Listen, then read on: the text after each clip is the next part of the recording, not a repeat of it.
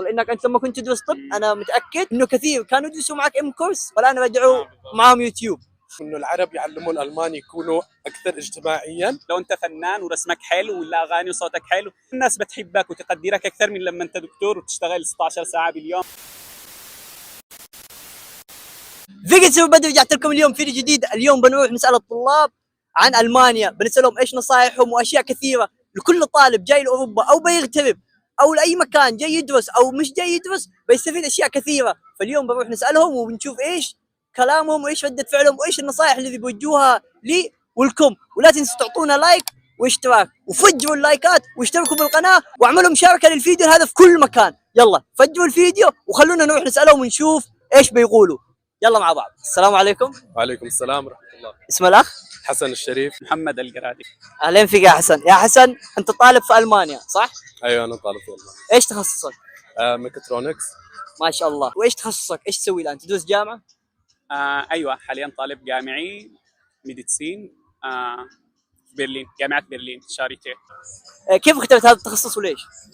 اخترت هذا التخصص لاني احب الميكانيك والميكانيك بشكل كبير، واخترت ميكاترونكس بالذات لانه مجال فيه كهرباء كثير، واحنا عارفين انه العالم في المستقبل بيتجه الى الكهرباء في الاغلب، فعشان كذا اخترت ميكاترونكس. حلو، اختيار تخصص جميل والله يوفقك يا رب. ما شاء الله. ميديسين يدرس طب، انا ادور على واحد يدرس طب.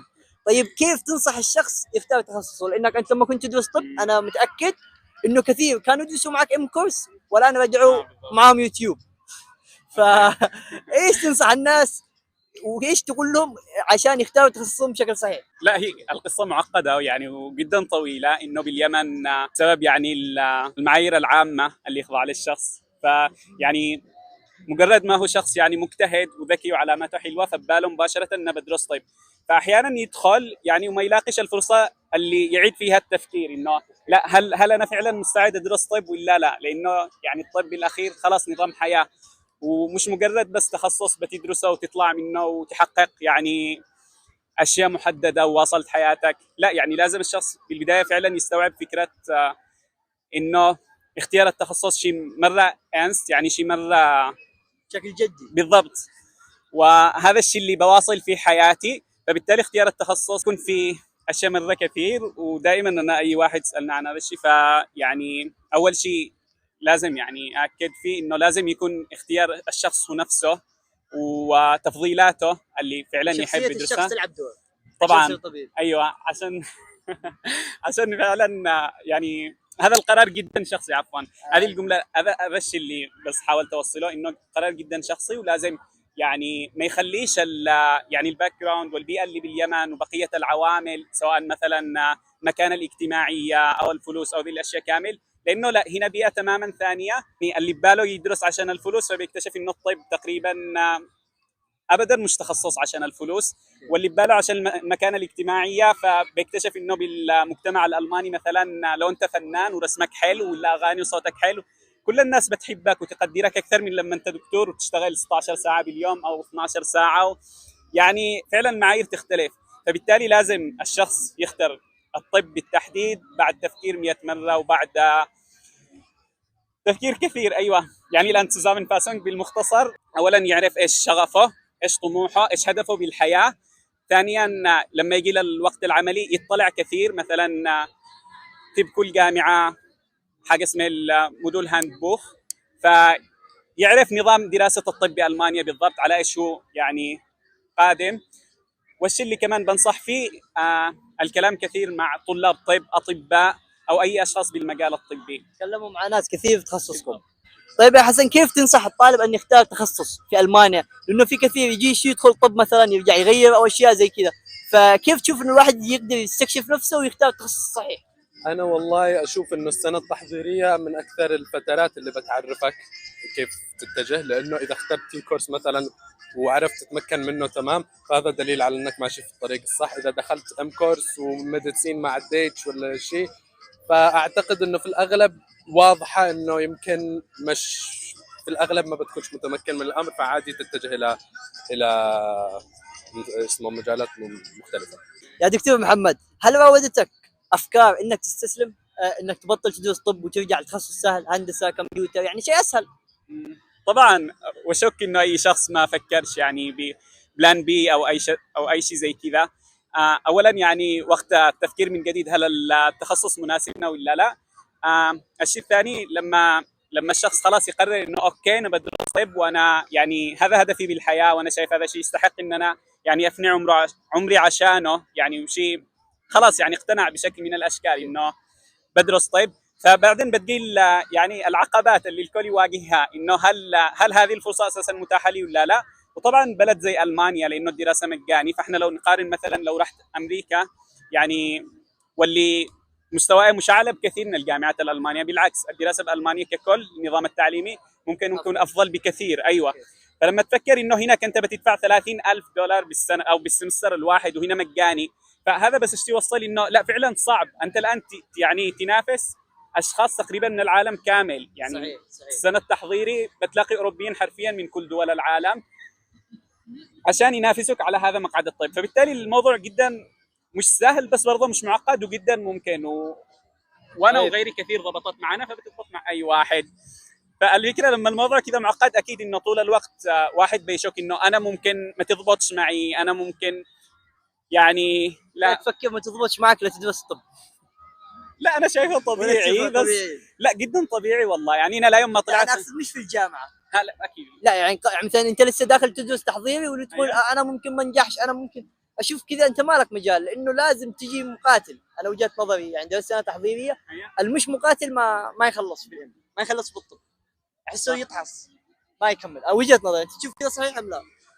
وقت دراسه الطب نفسه. لا مش وقت دراسه الطب، وقت سنه تحضيريه من البدايه، يعني انت جيت ايوه وسمعت القوانين انه لازم يجيب اينز نول بدون اي غلط، هل تشوف انه افضل انه يترك ولا مش افضل؟ انا شايف انه حلو انه واحد يكون فلكسيبل يعني مرن، انه في حال ضبطت معي حلو، أوكي، كمل. اذا في ما حال ما ضبطتش ضبطتش يكون في بلان بي. انا شايف أوكي. قصه البلان بي هنا جدا مهمه، وفعلا في اشخاص كثير مثلا ما تضبطش معهم اول مره فيقرر بعدين انه لا انا لازم ادرس طب، فيقرر انه يبدا من جديد اختبارات اللي تعمل يعني تقويه للشهائد وذي الاشياء عشان يلاقي مقعد. فيكتشف انه مرت سنتين بعد السنه التحضيري بينما ما فيش فائده كبيره يعني انا شايف انه لو ان البدايه في بلان بي، فانا قصدي انه بعد السنتين يرجع يقرر ايش بدرس تخصص ثاني. فلو اختصر على نفسه الموضوع من البدايه وشاف انه ايش فعلا الفرص المتاحه وكيف قدراتي وهل ايش افضل انا وكذا، فالافضل انه خلاص يعني يشوف اللي شوف اللي يناسب. بالضبط. وكم صار لك في المانيا؟ سنتين وكم شهر كذا. في السنتين وكم شهر في الغربه هذه، هل حسيت انك تبيك تستسلم وتترك كل شيء وترجع الى وطنك؟ نعم حسيتها كذا، اجت لي اكثر من مره.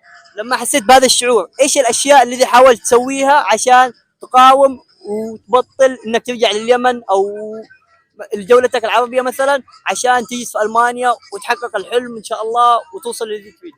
والله في اللحظات، لانه وصلت الفكر في اللحظات الصعبه اللي تخليني اشتي استسلم، انه هذه الفتره بتعدي وبيجي يعني بيجي يوم جديد وبتختلف الامور. وغير كذا لاني اشوف للصعوبات اللي عديتها واقول لنفسي هل هذا كل الصعوبات اللي عديتها تروح لعدم وارجع واسيب كل شيء اللي تعبت عليه. فعشان كذا صحيح، زي ما يقول ستيف هارفي، اذا كنت في الجحيم عليك ان تكمل الطريق لانك في الجحيم ستحترق اكثر. يا دكتور، لو في شيء واحد لا غير ممكن ان تغيره بين الثقافه الالمانيه والثقافه العربيه، تفعل لهم سويتش، اوكي ايش بتسوي؟ ها يعني اخذها للثقافه العربيه. ولا شيء من الثقافه العربيه تعطيه ها للالمان؟ اوكي تمام، سؤال مره حلو. طبعا من اكثر الاشياء اللي نعانيها هنا يعني بروده المشاعر وقت التعامل.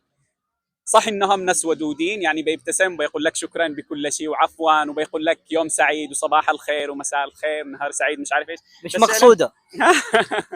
بس فعلا ما فيش اي ما فيش اي مشاعر، ما فيش اي ود، يعني يكلمك وهو بوجه شكرا. لا انا هاي برضه البساطه اللي في بنا ولا سهوله التعامل وانه مباشره ندخل مع الناس. ولو السؤال العكس ايش اخذ من المجتمع الالماني، فاعتقد الانضباط الجديه، يعني هن كامل تدخل ضمن تقريبا نفس الفكره. طيب سؤال، لو في شيء بين الثقافه العربيه والثقافه الالمانيه تريد تغير بينهم، ايش هو بيكون؟ الثقافة الألمانية والثقافة العربية أشوف إنه في شيء ممكن العرب والالمان يساعدوا بعض فيهم، انه العرب يعلموا الالمان يكونوا اكثر اجتماعيا، وانه العرب يتعلموا من الالمان كيف يوازنوا بين الاجتماعيه الزايده اللي في بيننا. والله جواب، لا الصراحة أحييه، والله شكرا، والله شكرا، شكرا. كيف ممكن واحد يكون أصدقاء في ألمانيا، وما هو انطباعك؟ والله هذا الموضوع رده نوعا ما مختلف بيكون عن الباقيين، لانه انا اجيت هنا وانا متوقع انه ما بنبحثش عن هذا الشيء بشكل كبير، كنت جاي مركز جدا على الجانب المهني. فلما اجيت الاصدقاء، ولانه احنا اليمنيين كعامه البيئه حقنا بتتجمع مع بعضها، والعرب بنكون متجمعين، فالكورسات اللي بتكون فيها بنختلط مع بعض، بنتوافق يعني في الاغلب بنسبة الثقافة اللي احنا جايين منها، فبتكون الصحبة سهلة.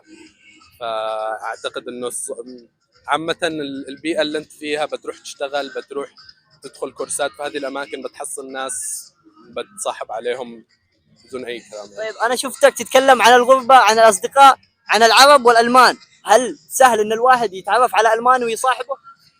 اعتقد انه نعم، بالصدق انا اشوف انه نعم، من تجارب كثير. طيب تعريفك، والسؤال الأخير، السؤال الأخير، تعريفك للغربة بجملة واحدة. الغربة انا اشوف انها فرصة لبناء شخص جديد.